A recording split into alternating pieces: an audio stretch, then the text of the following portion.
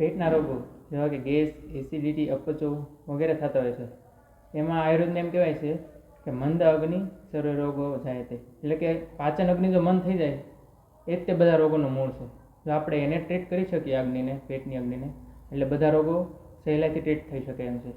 એટલે આપણે અગ્નિને ટ્રીટ કરવા માટે આયુર્વેદ પદ્ધતિ અપનાવવી જોઈએ, જેથી સર્વ રોગો નાશ પામે છે જડમૂળથી.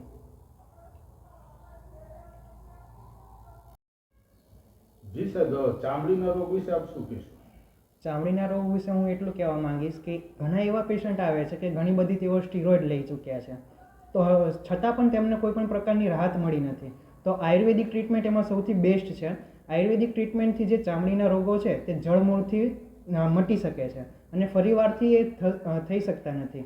એટલે હું કહી શકીશ કે ચામડીના રોગોની જરૂરથી ટ્રીટમેન્ટ આયુર્વેદિકથી જ કરવી જોઈએ.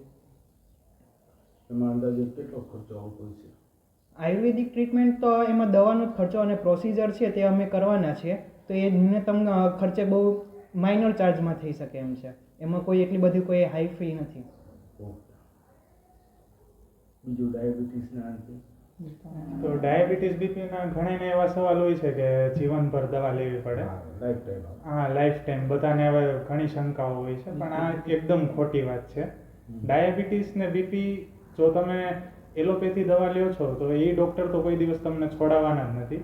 એની દવા તમારે રેગ્યુલર લેવી પડે. પણ જો તમે આયુર્વેદમાં આવો છો અને આયુર્વેદ દવાથી તમે એકવાર ડાયાબિટીસ અને એ કંટ્રોલ કરી લ્યો એટલે આયુર્વેદિક દવાથી એ મટી શકે છે. હવે એ તમારા ઉપર છે કે તમે કેટલા ટાઈમે આવો છો.